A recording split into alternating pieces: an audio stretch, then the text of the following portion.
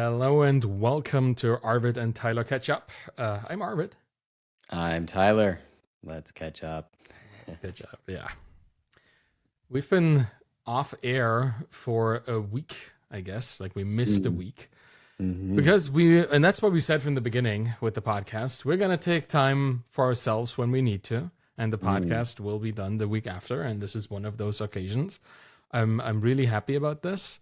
That we can do that we don't feel bad about it. At least I don't. It was nice to just say, yep, sure, let's do it next week. We'll have more to talk mm, about.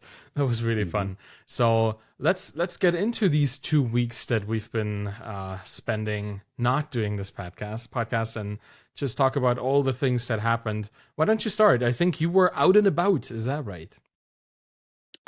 Sure. Yeah. Last week I got outside. So I did some rock climbing in Colorado, which was fantastic. It's one of my favorite activities by far, and I find it very almost meditative in a way. It's a very sort of focusing activity.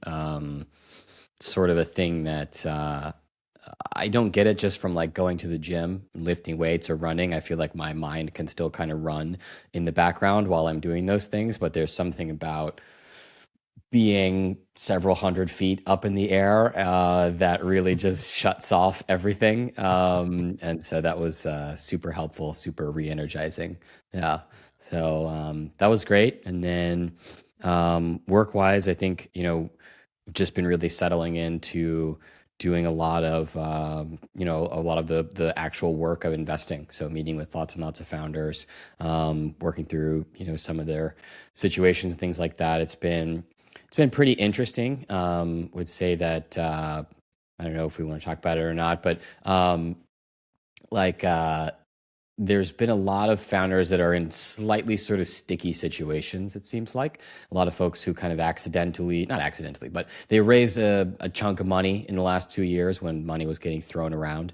And then they, had that money, so they grew the team, and so they grew their monthly burn rate. And they have a product that's live, that's good, that's making some money, but, the math just doesn't work right now. Like the product's not growing or the revenue's not growing fast enough to get Mhm. to break even on the team that they have, and they're kind of facing a lot of these tough choices of we just hired all these people, do we lay off 40% of them to get back on a course to where things are sort of normalized, or what do we kind of like try to raise more money and try to keep going this way? So it's been good. It's been kind of challenging, some of the conversations for sure.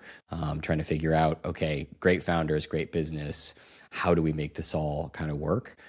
So it's been yeah, interesting, but really fun to really get back directly to the work of investing in founders. So that's been great. What Yeah, about I you? bet. Yeah, it's funny. It does remind me what I've been doing. Like for my little media business, I'm always on the look for Hmm sponsors, right? I always hmm need people to put their names and things into my newsletter or podcast or whatever, because that's how I monetize the business. And I Sure. feel something you just described about like things not working the way they did a couple of years ago, that's pretty much Mm, what I'm experiencing from this perspective as well.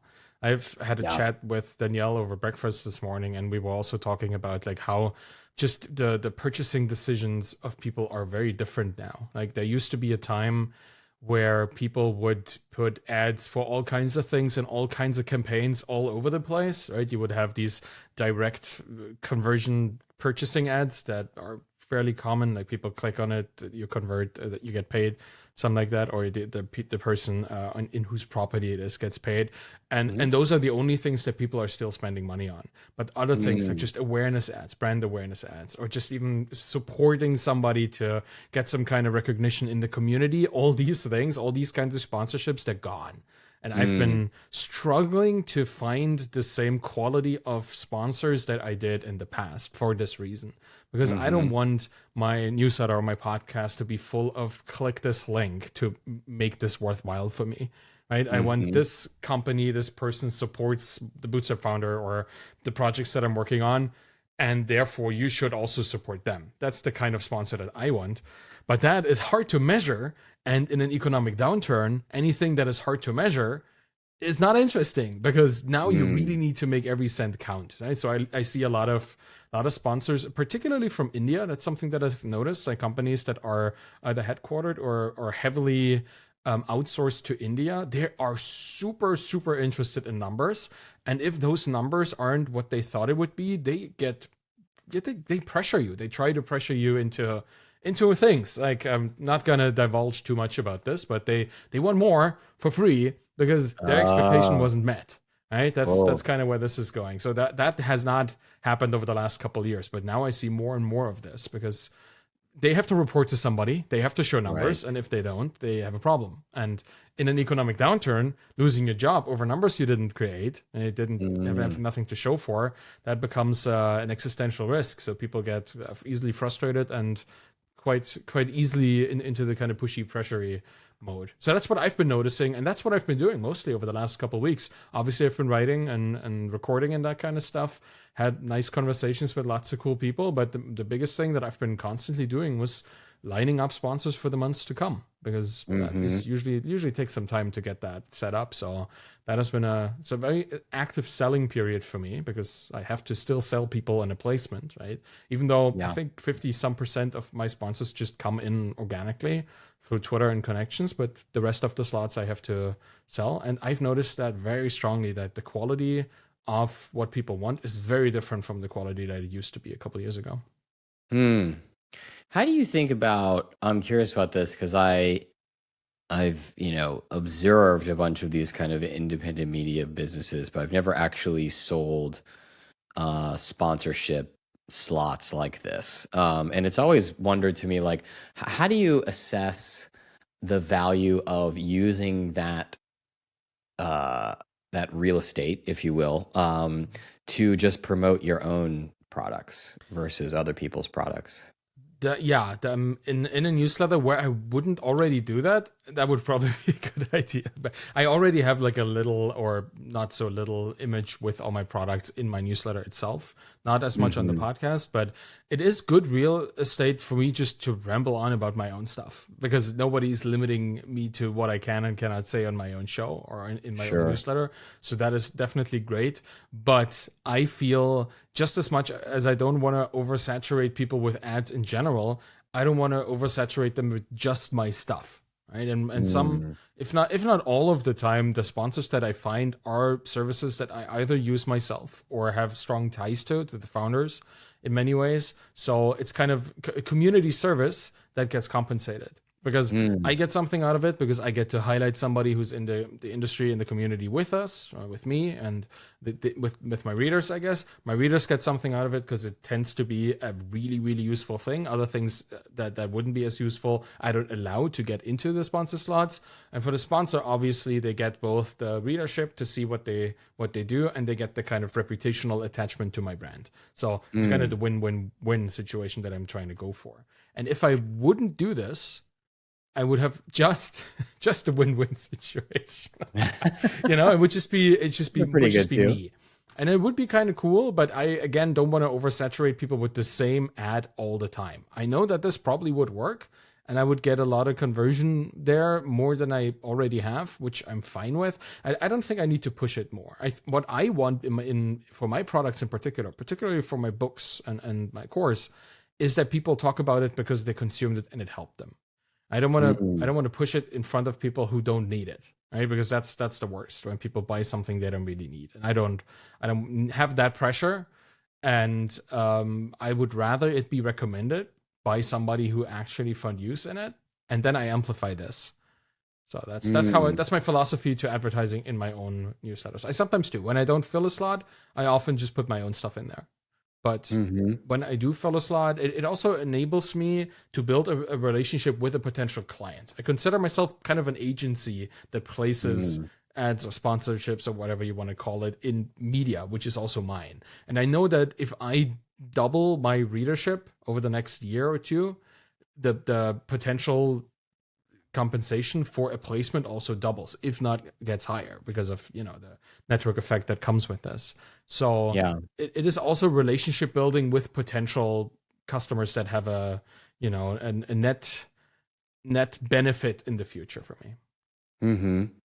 Why, let me push you a little bit on that. I'm curious. Why don't you want to oversaturate your audience with your own products? Presumably, you believe, because you're selling the sponsorship real estate to other people's products. So you think it is a good way to, drive customers or drive an audience to convert on a product. What do you think would be bad about oversaturating? Do you have like evidence of that, or you've heard from it, or you've seen it elsewhere where it's bad to be, just saying, hey, here's my great content, and by the way, here's the ways that you can support me, and like that's the singular message. Yeah, there's really nothing wrong with it. Right? I don't Okay. feel like the term oversaturating has a kind of connotation that that is something wrong or something Right. harmful, and I don't think it would be. But I do feel I do want to spice it up a little. Like I kind of want to make this newsletter interesting to others because I also believe that um, somebody who has a vested interest in an issue of a newsletter being read because they have a placement in there, they will do community work to get people onto my newsletter. So it's both a reader Mm, recruitment scheme, particularly as I advertise in the community. right. It is an immediate monetization scheme, like people pay me for the placement. Right? It's not like Hmm. with the it's kind of anti-conversion if you think about it. It's like I don't necessarily need to have people immediately convert on the thing for it to be lucrative for me, because some of the tools Yeah. that I have or some of the services that I have in there, they are long-term things, right? There are either courses themselves or services agencies, people who want to build a relationship with the people who read the newsletter, click on it, check it out, and then start interacting with the company. That Hmm. monetization on conversion could take years to actually come back to me.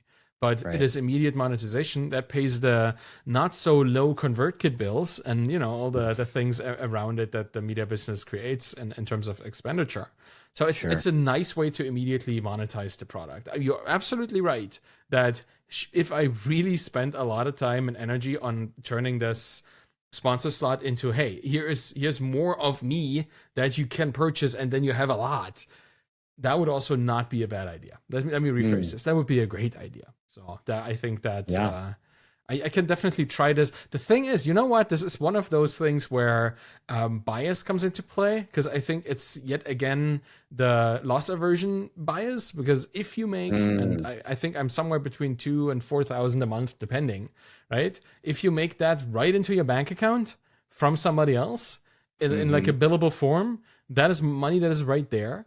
And if you would have to create a good enough copy to convert that exact amount of money in your own products, now all of a sudden I need to do more work than just selling those placements, and it's more risky because it comes like down the line.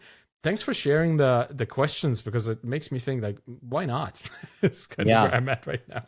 But Yeah. I do What like do sponsors. It's kind of This nice. is we're going to turn this into a little bit of a rant, but I'm curious. I think this is a good strategy session here. Mhm. So what do you do? I mean, I think, your initial state of what's going on does not surprise me at all. I think everybody could kind of see this coming with like people cutting jobs and things like that. That sponsorship budgets are one of the first things that's very sort of likely to contract, Mhm. even if we're not in a full blown recession, just once people's optimism starts to wane a little bit, that's one of the first things. So, you run a media business that's largely driven on sponsorships, or let's say it's an important component. Mhm. How do you adapt? What do you do? What's the game plan? Well, fortunately, I have the books and I have the course and I have Hmm. consulting. I just added a rather price intensive consulting package to my Twitter course. Like the course Okay. is $25 because it's like a 4 hour video course that I put a lot of work into, and I've sold like a mid five-figure amount of that course already, which is nice. Okay. Nice. But I thought, well, nobody seems to know that I do consulting about this kind of stuff. If and nobody has the option to actually purchase it. Like I have my consulting thing on my website, but people need to actively seek out my website and then want me to consult. So they need to find a little consulting link. And that's Mm, how they find like the opportunity for me to spend like an hour or two with them and set up a strategy about their business or about Twitter growth or whatever. And I thought, well, hmm. let's just add that to the Gumroad page. Let's just charge Mm, right on Gumroad. I have set it at $500 because I want to see if that is a price that people are willing to pay to set this up. sure. And I just have a Calendly booking link in there for the extra tier. And then they book this 2 hour call that I suggested. And then we have a chat and then we set up a strategy. And then people know exactly how to spend the next couple days, weeks, and months to build a Twitter presence that they can be proud of. Right. That's kind Mm, of what I thought. Why haven't I offered this before? Because obviously mm-hmm, I seem to know a little bit about Twitter, and I seem mm-hmm, to understand like how to build a brand that people enjoy. This is something I can help other people with. I've just really never offered it. So mm. that's like part of my strategy now is to figure out the things that I do well and actually put them front and center for people to find. So that's how I would do it. Like there's always the service component, which that would be selling.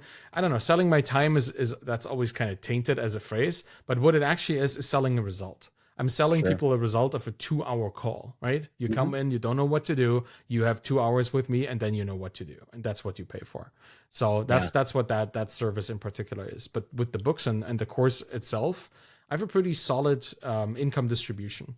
I think Okay. it's it's a 50-50 between sponsored and non-sponsored stuff for me right now. Mm-hmm. So if sponsorships were completely to implode and fall away, I would heavily focus on ramping up, like you said, putting my own ads for my own work, both for my Mm-hmm. work, like my time spent consulting, time spent helping people, and for my purchasable info products that I already have. And Got it. I'm writing the third book, and I have ideas for more courses that I could very quickly record because I could just like talk into the camera for an hour, and that would be Sure. something somewhat valuable coming from this.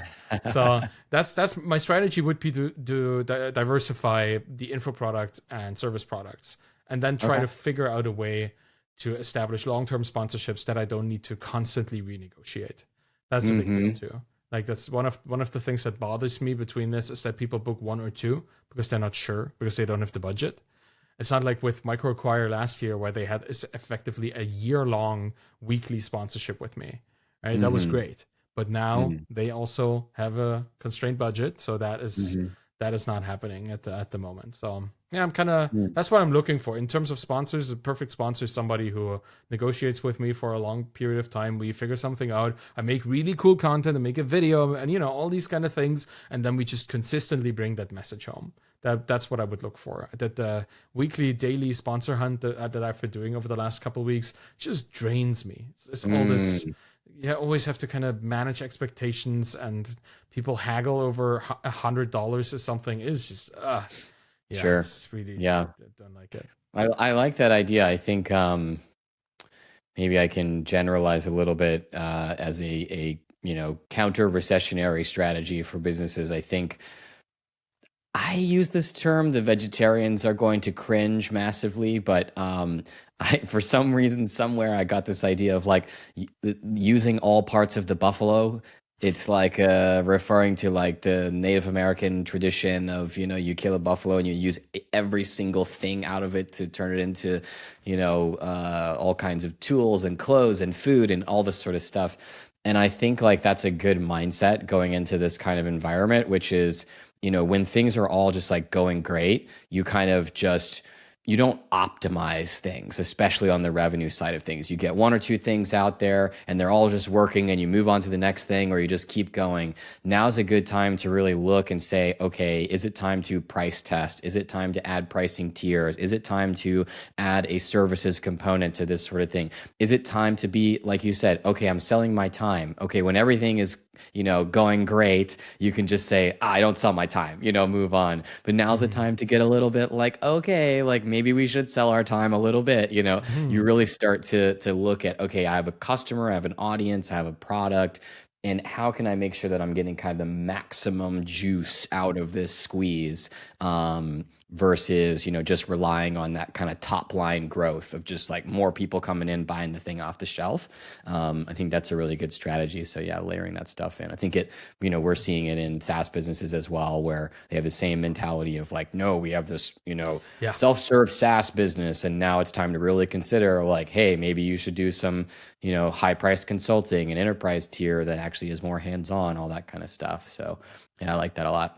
It's a good way to expand also your capacity or your capabilities as a business Yeah. owner, right? Like it's great to have this low touch self serve SaaS and you just sit at home and the money comes flowing in. But when it doesn't, Doesn't mean your business is I don't done, know right? any It's just business like that. yeah, it would be nice. Well, there was like Damon Chen just recently posted on Twitter like a photo of him with the stroller and his kid and his Apple Watch, and on the watch was like a Stripe notification, and he just said like, yeah, somebody just paid me to go have a like on a walk with my kid, which is really that is that's a dream. That's the indie founder SaaS business builder's dream, is to be there with your family and still making money off your incredibly well built and highly monetized SaaS, right? That's kind of where you Sure. want to go. But in moments where this is not the only way, or let's just rephrase it. Let me rephrase this. Like in moments where this is not enough, it doesn't have to be the only way. I really like what you just said. Maybe look into other ways. I think Brennan Dunn is doing something really cool right now with Palladio, his ConvertKit email template generation and design tool.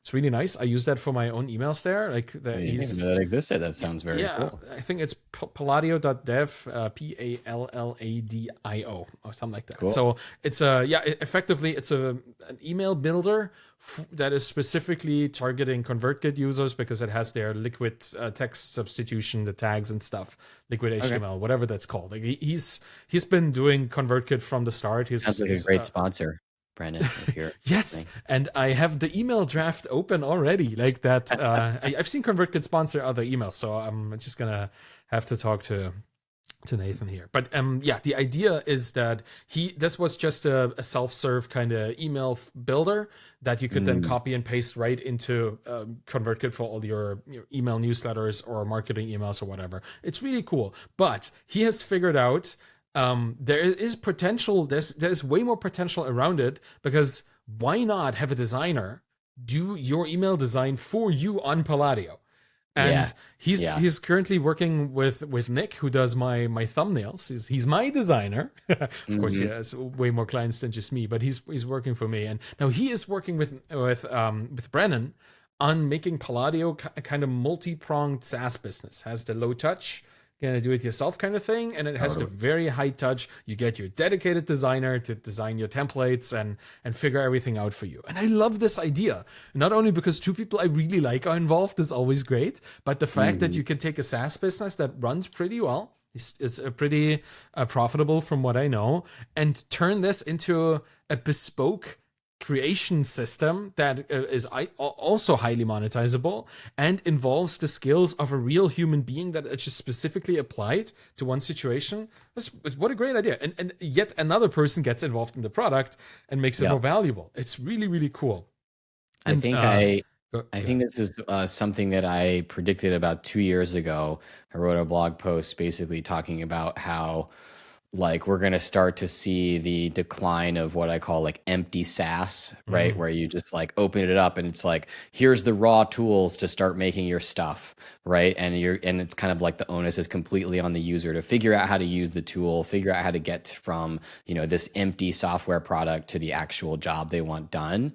And I think, like actually we're going to see more and more people starting to use some combination of services, maybe productized services, or even AI, right? Like all kind of coming together to say, no, you can actually just pay us more and we'll just do the thing for you. We will use our own tool to actually just get the job done for you. So that's really cool. I like that a lot.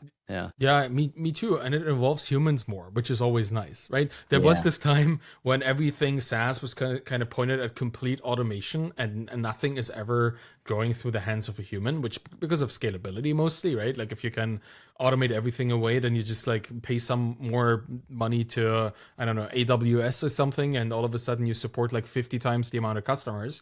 It's nice. But you also still have customer support, and that becomes a chore, and that becomes a problem, particularly if you are a founder like me who doesn't hire. With that's my Feedback Panda story. Is like we had so much automation in the tool that all the work on the business was really just customer service.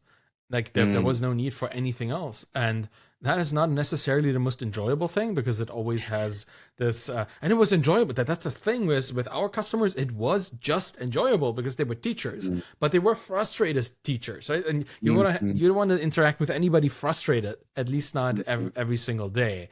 So that became quickly a very stressful activity.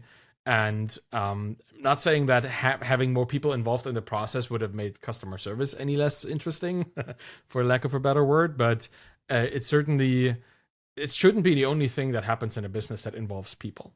And I love the idea of having bespoke stuff created for people who are willing to pay the price, and not so bespoke stuff created for people who are not. Another example is my logo, for example, for the Bootstrap Founder, and this here very t-shirt that the people who watch this can see. That was designed by Lucy Barat and Dagobert Renouf, like the people behind Logology, which itself is a SaaS business that allows people to create logos in a SaaS, like in a program. Like they have this, pay $50 for your logo and you get a really nice logo created, or talk to us and we do it the traditional agency way. And that's what I did. Like I mean, obviously knowing Dagobert from Twitter, where he's always enjoyable and funny and sharing his story. He's on the podcast, This Indie Life, where he talks about this journey with Logology and his business and stuff. So I already was kind of predetermined to interact with him in some way, but getting this custom experience, first off, getting them to design a really nice logo, and then the merch and stuff around it that I can use to project my brand, that is something that I wouldn't necessarily trust to an AI just yet, right? Sure. Because that's not what a software. I don't know what it is, but if it's something that is supposed to be between humans, which a brand technically is, I want humans to be involved in the making of it. And I think we see more and more of this now that AI is so prevalent, where people, I have so many stories, man. I recently wrote a cover letter for something that needed a cover letter. And I used ChatGPT for it, because why wouldn't you, right? Like that thing writes so much better than you do. And I got the result that I wanted. Obviously, I switched a couple things up and stuff, but I was thinking the quality of ChatGPT writing things that you task it to write, if you provide it with enough information on why and how and the outcomes you want, that quality is superb. And the fact that even spending 10 minutes on that interaction with ChatGPT created such a high quality cover letter will shift the baseline of expectations in the industry to what communication is significantly, right? That is something that I was thinking about. If everybody has access to ChatGPT for everything, then we can expect cover letters, resumes, any professional communication to be massively impacted in terms of what people expect in terms of quality and lucidity and clarity that comes out of people's or into people's email inboxes. Not sure how I feel about this, because that raises the bar a lot for actual human interaction, and at the same time kind of lowers it, because even just a nice hello that is not machine generated feels so much more genuine compared to all the, machine augmented communication that we see happening right now. I'm rambling, but this part is the rambling part, so I'm allowed to. How do you feel about that? I feel like we should recenter. It was just such a strong feeling, like with the AI thing. It just dawned on me how massively a globally accessible tool like ChatGPT will impact what people expect communication to look like over the next couple of years. Sure. And that kind of frightens me, because have you ever heard this Ira Glass quote about your capacity to do a thing and your understanding of what the good thing is, that they are very far apart, and through practice and working on it, you get closer and closer. ChatGPT really lifts what you know a good thing to be, but your initial capacity is still down here. So I'm thinking that how divergent they are just got massively bigger. And that can be a problem for people getting started with anything. It's just, I'm rambling. I'm noticing, but I kind of want to. This is an interesting problem. This is kind of an interesting technical, socio-technical challenge, I feel. Yeah. All right. Let's switch gears a little bit. Yeah, that's all I got. Let's talk about. Actually, do you want to talk about Calm MBA stuff for a second? Yeah, let's do that. I've seen you be very active on Twitter. Go ahead. Yeah. So first of all, accountability podcast is working, because on the last podcast I said I would put up a form for folks to express their interest in working with us on this, and then I realized I hadn't done it until this morning, and so I did it. So That's great. Mission accomplished. The accountability loop is working here. Um, so fortunately, we did have some people reach out to us, directly from listening to the podcast. I got the forum live just this morning, looking at a decent number of folks in the last literally a few hours. Um, I think uh, I want to ask your opinion on this because. So first of all, the responses, some of the things I asked in this form. So if you go to my Twitter, you can see it. Um, I asked a couple of questions like, how far along are you in the sort of business stage, right? Just an idea? Are you already working on something? I also asked folks about some of the questions you and I have been talking about, like what would the sort of ideal format be? Something like self-paced content, just essays, all the way to a workshop, accelerator, all that sort of stuff. The responses are just literally almost exactly all over the map with these things. Hmm. There is absolutely no clustering as far as I can tell. And from conversations as well, I have not seen much of a clear answer or clear pull for a particular format.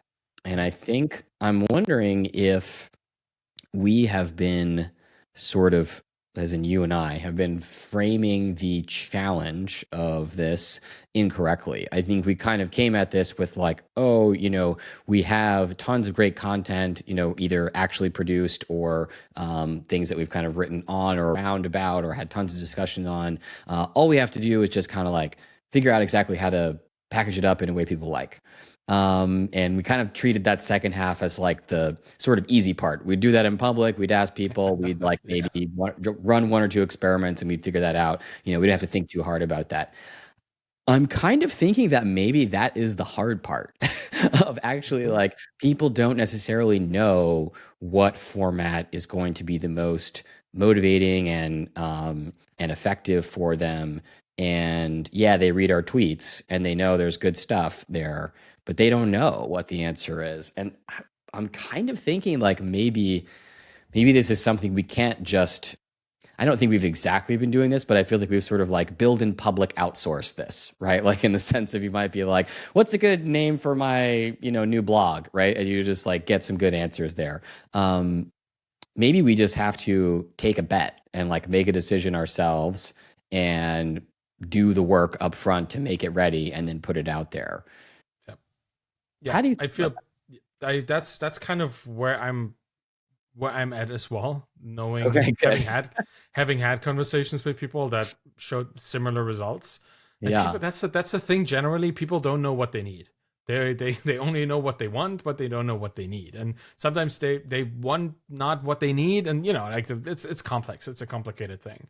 I right. believe that whatever we do, if we create a um, uh, self-paced thing, or if we write a book about it, or if we record a podcast about it, or if we do the Right. workshop thing, or whatever, it will leave us with something useful to then, if it doesn't work, convert into a different format, and if it does work, to make better, to improve upon. So Yeah. I what I generally believe is any work put to this is useful and will be useful in the future. What I would Mm, suggest we do at this point, because I feel like we can guess as much as we want, is just really have invite the people that responded to the thing to a workshop with us, and talk to them about it. Like, give mm, them a structure and say how many of you are on board. Like, tell them, I know, for the next 4 weeks, every Friday we're gonna have an hour and a half of a call of a workshop, mhm. and you have to bring updates or whatever. Like, figure this out with them during that first initial conversation. And if they say, no, I don't really have that time, I don't want to spend that much on it, or we could do more, we could do this like 2 days a week or something, we get more information just from having the conversation. Because between the two of us, we know what our preferences would be, but that doesn't say, like you said, anything about the not just stated, but also kind of subconscious preferences that other people show by either showing up or not. So we can ask as, Mhm. as many times in a survey or something as we want, but the thing that decides if a thing works or not is when you present it and people either buy into it or they ignore it, right? That's kind of where I'm at. Mhm. Yeah. Yeah, I think I agree. I think I'm just Good. trying to see if we can get even more, like if we can tighten the screws on that even more. Hmm. Um, because I'm almost thinking like, I think maybe we've been trying to think about this from the sense of the individual entrepreneur's journey, right? We've said like, hey, the job to be done here is getting someone from point A to point B. And we're not really sure exactly what the right A is or the right B necessarily. I mean, we Hmm. know the long term, but we can't promise that, right? We're not going to handhold you all the way to, a massive exit. And, we can't necessarily get you from whatever high school, right? Yeah. So we've got to figure those out. And I wonder if actually we should just tackle it kind of topic by topic first and build it this way. So maybe if instead of like a bunch of people saying, "Hey, welcome to the experimental batch of Calm MBA," we're going to try to take all of you who are all over the map. Some of you have a lot of time, some of you are still working, some of you have an idea, some of you don't have an idea, and we're going to try and get all of you, from here to here. Hmm. If instead we start breaking it up into some of the topics, so Hmm. a lot of the questions, for example, would be around, how do I think about building a company, right? What does that company structure look like? How should I think about funding to the extent that it exists? How should I think about, cost-effective customer acquisition, those sorts of things? Should we potentially start to just tackle those topics one by one in a format that also has some interactivity. So Yeah. almost like, hey, this is module one on this, and we can write a little bit. We could potentially, record something ourselves. We could do a version of the podcast that could talk about this sort of topic, and then we do like an open roundtable to see who wants to come in and ask questions about it, that sort of thing. What do you think about that? It does remind me so strongly of the Small Bets community by Daniel Vassallo, of which I'm a Okay. part, and that I know a lot of people that are part of that. Because Uh-huh. Daniel has like ongoing, I think, weekly recurring meetings that people can just join or not. It's kind of the idea, and Yeah. he records every talk that is given by people that he invites for special topics into the community. Like, can take a quick look at it. So it's like the spread of the topics here. Let me find my mouse. Well, my mouse is gone, so I won't be able to do that for some reason. Complicated technology here, but yeah, the idea is that every week or so he has a kind of um, event. He had like Sahil from Gumroad Hmm. there talking about the state of the creator economy. Yeah. Then April and Alter about getting started on YouTube, and Justin Welsh was there about LinkedIn. Like all these topic specific talks, like an hour or so every couple days, like every 5 days, every 7 days, every week. And then the domain first development. Peter Askew was there. It's Sure. really, really interesting mix. Gumroad crash course, how to get the attention of highly influential people. Like that's what this community is about, building these small bets. It's really not that different from what we want to do. It's just Okay. with a different perspective and a different kind of SaaS business focus.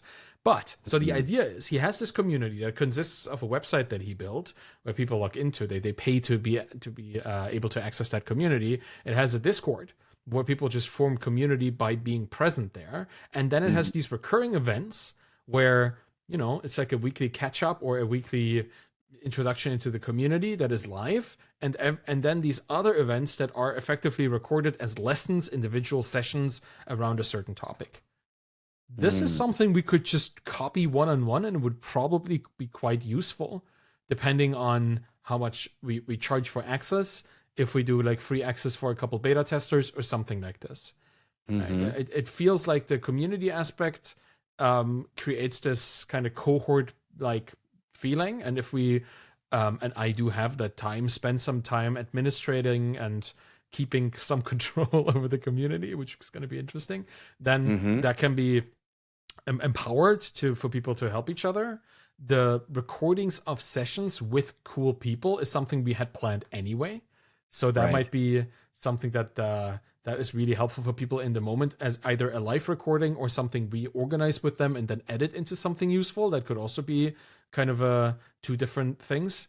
And then having access to this makes it so much more valuable to join the community at any point, right? And you don't have to be there from Mm, the start because it's not something you have to be there like every week.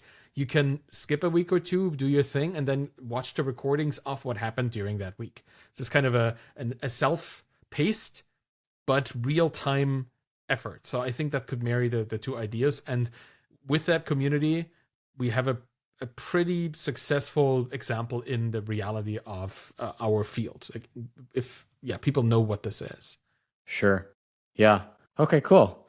I think it makes sense. I mean, I think that it's just, I was having a conversation about this with some other folks who are planning live events again, and sharing my experience from the summits that we've done, Mm, where um, it's very hard to build something where you have to catch people at the exact right moment, yeah, right? And so with the summits, for example, like you never made it to either of two summits over 2 years. And I'm sure you yeah, like really wanted to, but it's yeah, just, it's very hard. Like you have this funnel of all these people that are super interested. And then you have all these filters of, do they already have a wedding planned that month? And do they yeah, have other right. stuff, or they're expecting a baby or this sort of thing, and it's just like you get all the way down to this narrow funnel of people from who really want to experience this thing to the Yeah, people who can actually logistically make it happen. And it's just very hard to build a business, to build a great product around that when you have such a kind of aggressive filter. And I feel like we've kind of been setting ourselves up for a similar situation where we're trying to build something around getting people from exactly point A to point yeah, B. And if you're not at point A, you're not going to be the right fit. And if you're not trying to get to point B, you're not going to be the right fit. And it turns out that's just super hard to find like a critical mass of people who are at exactly A, and like really want to do this and all the other kind of things. And so I wonder if we want to just kind of release that a little bit for a moment and just start producing stuff that we think would be applicable to people somewhere in this broader spectrum, and start there and then start to refine that over time.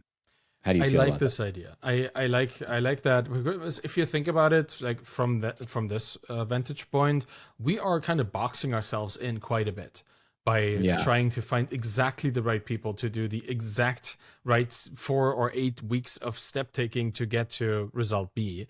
Which not only is it hard, which it always will be if you want to teach people, but it also requires them to sacrifice quite a bit, right? Like it's not that we give them any opportunity to just sit out a week and then like do it a week later if it works for them. Then like either they're there or they're not. They're Yeah.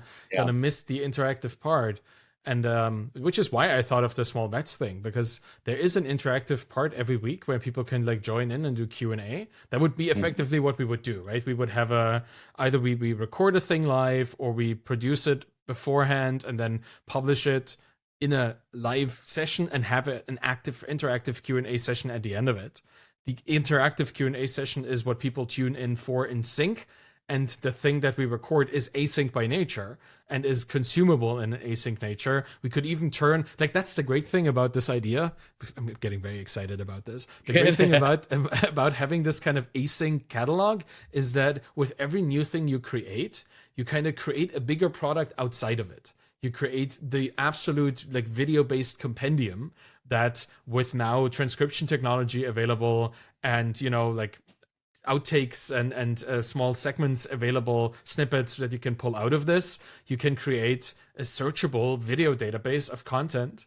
You can like people can you could probably feed the transcripts into an AI, have an AI bot in the Discord, and people ask it, I need this and this information, what should I watch? And it tells you video 17 start at minute 21, right? That kind of stuff is a massively time saving and specific problem solution fit that I think a community plus tool plus lecture plus weekly or bi-weekly, whatever we choose to do, live event could facilitate for everybody. So I would definitely want to take a look at that, in the specifics of it, if you're up for that.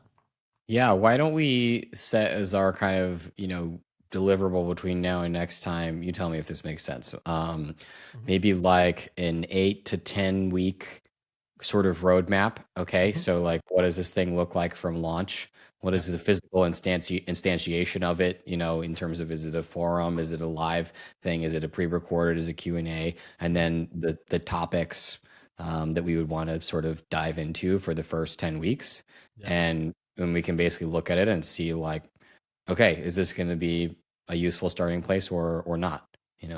I'm a fan. Oh, I'm so glad we're doing this in public. Like anybody who listens to this, I hope their mouth is starting to water, but from all the potential in this, because I'm excited about it too. Also, the idea of just like what Daniel is doing with all these wonderful people from our community and from outside the community who have these really specific ideas and specific knowledge, pulling them in and making the stuff that they do available later and outside of it is it's gonna be great. Compensation is gonna be interesting because I think Daniel pays people for these sessions because he gets to reuse them massively Yeah. over time. So we would need to uh, think about how we would do that. I think that's also part of the planning. I think in the beginning it would be us sharing what we already want to put in there, but over time we can add more and more interesting people. I think we could probably get several people from the Calm mentor space to very much do this as part of their mentorship like I have activities a or long, long, long list of very interesting people who've been sort of waiting for me to can say, "Hey, do. do you want to do this thing?" Yeah. Basically, yes. Yeah, I'd be excited about that too. Because I one thing that I love about this idea is like getting getting actual experts in.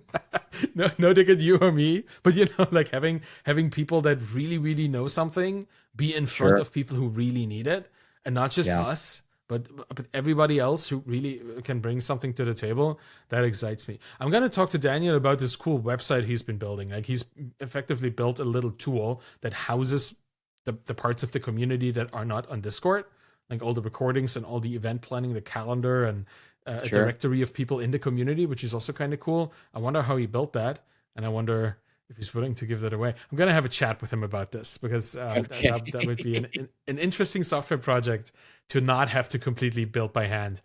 But Yeah. it's yeah, that is I think that's a great idea. I think going like an 8 to 12 week or however many roadmap that would also give us I think like how many blog posts did I write about this? I think it was like 10ish as well. Yeah, it was All the something in things that that we range. Yeah. I mean that I stuff think alone. Yeah. there's definitely some stuff that you didn't cover and that also would definitely not be. I think there'd be some thematic overlap with small bets. I'm not in that community, but I Mhm. see what comes out of it on Twitter and stuff. There'd be like some thematic overlap, but of course there's a lot of like practical stuff, when you're thinking about building a company versus a kind of solopreneur, Yes. portfolio kind of approach. That there's a Most lot definitely. of things that we could talk about. I mean, I think like building a team is a big one. There's constantly active discussions around, how do I build a distributed team? How do I pay them? How do I, source folks from different parts of the world? How do I keep that whole thing lean? How do I think about, compensation as a Hmm. calm company in a world where, people are throwing money at, developers and stuff like that. I mean, there's a lot of different topics that we could also delve into that I think would be new ground, even for folks who might be ravenous consumers of your essays on the series and small bets and other stuff like that. So, Hmm. yeah, quite a few, I think, things we could really dive into as Yeah, well. I don't think we would run out of new topics to have like an hour long conversation. We already do this like kind of just shaking it out of the woodwork around like our lives right now, right? It just Yeah, we find these topics to talk about for hours that are just like randomly sourced with some afterthought or forethought, I guess.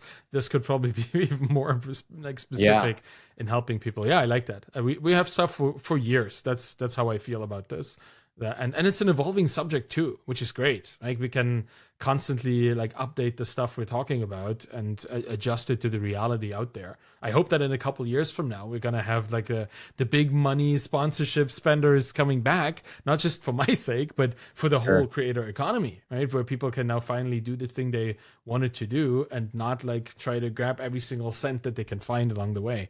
So that will also impact how we approach business building. Yeah, super cool. Yeah, that is gonna that's a lot of work for one more week. My parents are gonna come over to Canada on the 19th, which is 2.5 weeks from now.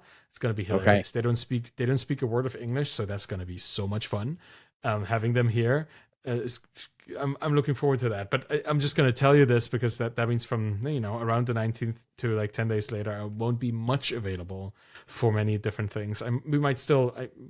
No, I don't think we can actually do the podcast on that Wednesday, the first Wednesday, but maybe the next one. So I'm just Okay. telling you that at the end of the month, I'm going to be slightly occupied by Germans wandering through the Canadian landscape, trying to figure out what to That do. sounds awesome. Yeah, it's Please, going to be please, amazing. please do a little Twitter vlog of your parents visit Canada. I'd totally watch like a 1 minute a day, update on that whole experience. Oh, we have so many plans. We're gonna go to Toronto and do the big city, and then Niagara Falls, like see the falls there, and do countryside and stuff. It's gonna be a lot of fun. Cool. Yeah, Uh, that sounds awesome. A couple of quick things. Okay, so this sounds great. We should definitely do it. We should, I think time pressure is good. I think at yeah. this point we're both feeling also a little bit like we've strategized long enough. It's time to get rolling. So that's great. Um, One thing that just popped into my head randomly is we should do would you be open to doing like a recorded version of your Twitter consulting for me? Yeah, sure. Yeah, Yeah, I think that would great. be cool. Yeah. I love that. Yeah, that'd be So fun. it's just randomly, I was like, oh, he's doing these like, let's show, don't tell that as well. Just like, Yeah. anyway. So that would be super cool. But second thing, what did I had two things and I just completely dropped it. Um, anyway, I don't Yeah, know. that's Yeah. when you get excited by Twitter consulting. Tell you, you forget about everything else. Yeah, Yeah. well, like you and everybody listening to this can always reach me with the second thing or first thing in Twitter DMs, whatever you want to talk about. I'm always up for that. Yeah, that it's gonna be a lot of work. Like building this, particularly a little the community integration and being present for people. That's gonna be something, and then also considering the monetization down the road, because like Daniel can pay people because it costs people like $300 or something to join the community. It's a one-time Sure. purchase. They can stay for however long they like. They can join every live event. They can also not join any live events, and it's perfectly fine, which is kind of cool because you allow people to self-pace, which is Mm, something that I personally really enjoy as a person that doesn't want to show up when other people have time, right? I want to do it when I feel like it. So yeah. that's cool. But that monetization thing will impact how we can like long term run this as a community. Mm, Unless we have like ulterior ways to, or alternative, I guess, ways to monetize. But if there is a potential investment in there for you, or if there is like a couple sales or something in it for me, that wouldn't hurt me either. But it would be nice to know how this as a business itself is constructed, right? So we would have to think about that. That's definitely something that is important for us to figure out because it impacts our bottom line with all this. But yeah, mm-hmm. fun. Funny, we didn't even really get to talk about the big topic that we wanted to talk about today. What about Sounds that? like us. Yeah, We ranted about other stuff. Yeah. see All it. good. We could talk about it next week, Yeah, that's whatever. right. It's funny because spontaneity is part of it. So Uh-huh. it's kind of part of this whole conversation. Yeah, my Yeah. rant earlier. I could talk I about these spontaneously derailed the entire podcast. yeah. Good. But See? the AI topic is so incredibly present in my life as a writer, Mhm. and everybody on Twitter and my community is like every day something changes, and Mm. um it's kind of freakishly fast how the field is evolving, and anything that is freakishly fast in a society usually like breaks it in a way, right? Yeah. Like if you even look at privacy laws and how long it took us to figure out what privacy is, and how Google may not be our friend when it comes to privacy, like this is a situation we are dealing with now, right? The European privacy law, that's like 3 years ago. Google Sure. exists since like 2000 and something, like or 98, 97. I don't know. That's an old company and it was always their idea to do this, and in 2020 something we dealt with it with regulation. And if that is the internet, which in many ways very slowly developed compared to what we see with Mm. AI now, I'm just freaking out left, right, and center about these kind of speed increases and the impact that these tools have on our communities. But I think that is I think we should have definitely in our first 10 weeks, we should have a how to stay calm in the world of AI progress Yeah, module. Have a couple I people think on to talk about that. that is a really, really good idea. And I hope Yeah. the advice we give lasts for longer than a couple of weeks, because you never know with technology. Yeah, that is Uh, that's an important thing. I think that might give us that's what I was trying to say. Like, there's always new topics because with new technologies and new developments, we have to yeah, react to them. And being part of our community will be the place where you hear about it first and you get to deal with it best. To deal with it sure. best, right? That's kind of what I want this place to be. I'm excited. Oh, If you can, I if you remember can what my tell, second thing was. I remember what my yeah, second thing was is how's go the ahead. podcast doing? Doing great. Like, I'm in month 4 Sorry, of no, month I meant 5. how is this podcast doing, like numerically? Like This are one, people subscribing to it? Yeah, I don't have access to it. yeah, I'm trying to say we're in month like what 2 or 3 right now, Oh, sorry. and Yeah, okay. Yeah. no, don't worry. The podcast to me is always an ambiguous term because Right. Yeah, because yeah. I thought you were talking about your other podcast, which I also want to hear how that's doing. But like I was asking about this one, which both are spectacular. We are 10 published episodes in. We have like roughly 3,000 downloads, which is okay. nice. And I looked on Spotify recently. We get a solid 100 plus downloads on the day of release, which is Okay. nice. Yeah. And I think if we had a cadence that is actually weekly, we would like improve it a bit more. But it's still Okay. perfectly fine. I think posting it to Twitter is always a good idea. Like, the Yeah. link of it and the whole podcast itself. I'm gonna keep doing that. I think because that is just fun because people can then listen to it or watch it right there. And yeah, we get, what is it, 200 listens within the first 30 days Okay. for each episode. It's just kind of nice. On Spotify And or on all together, like that's how much I can pull into Transistor. I would have to yeah. check every single page all by itself, but it's all right. I think 100 something subscribers is what Transistor thinks we have. Okay. That's Yeah. a lot of cool people listening to us rambling or Yeah. I listen love to me rambling and you trying to get me out of it. So it's really fun. No, I it. Very I cool. think it's going real great, and my other podcast is doing great too. But this podcast in particular is doing pretty well. Yeah, wasn't it something you gave it like 12 weeks? That's how many calendar invites I have for this. If I check my calendar, you said I let's give think it 12 yeah. weeks. So Do you let's want to do keep it. doing it? How do you feel about it? Oh yeah, it feels really good. It feels really good. Yeah. I mean, I wonder if maybe within 2 episodes we will actually have figured out, more or less how to launch this, and maybe it will Hmm. morph slightly. Like maybe, I mean, Yeah, I still like the just ad hoc catch up as well, but it might start to blend into yeah, some more straightforward Calm MBA content. I mean, who knows? But that's yeah. pretty cool actually that we're coming right Yeah, up on 12 yeah. weeks. That's really cool.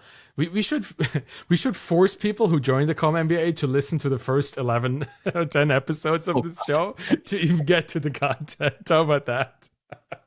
how about if you do that, you get in for free, maybe? Yeah, here's a little test. Answer like 2 questions per episode. That's funny. Yeah, Yeah. I think it definitely wouldn't hurt for us to shift the format into something that we could then reuse. I mean, it's already video. It's already recorded. Might just as Yeah. well. We could have like our little intro part, and then we go right to it. We cut that out, put the middle part into the community, and the rest of it is just us kind of rambling on and on. That Yeah. sounds like a reasonable thing. Then I have to edit this. Oh man. Oh, well. Yeah. I guess that's work I will do. Yeah, cool. Cool. Do you have a shout out for this week for anybody? Oh boy. Yeah, this is always hard because I want to shout out everybody on Twitter. Feels like there's so many cool people in my community that I want to give a big old shout out to. I think, yeah, let me just give one to Bilal Khan. Bilal was inviting me. I was on a little work, or what was it, like little Zoom chat with him last week, and I was there with a couple people from his community or from the people that like he is involved with on Twitter and entrepreneurship and stuff. And we talked about a project that he's working on, and kind of I did some ad hoc consulting, which was a lot of fun. And I think just Mhm. inviting me onto a Zoom call and just like asking me questions about business. That is always enjoyable, and I want to give him a big shout out for doing this and recording it and then posting it to Twitter. I think that's the important part. Like that's the part, the sharing part that I'm super grateful for. So yeah, that's Bilal. That's Ibilal Kayy, Bilal Khan, or Ibilal Kayy. That's his name. Just want to give him a big shout out because that was nice. Awesome. Cool, man. Well, see you next week. I think we shall talk to each other next week. Looking forward to getting this moving into yet another interesting direction. And yeah, next week is gonna be a lot of fun. So talk to you then. Okay.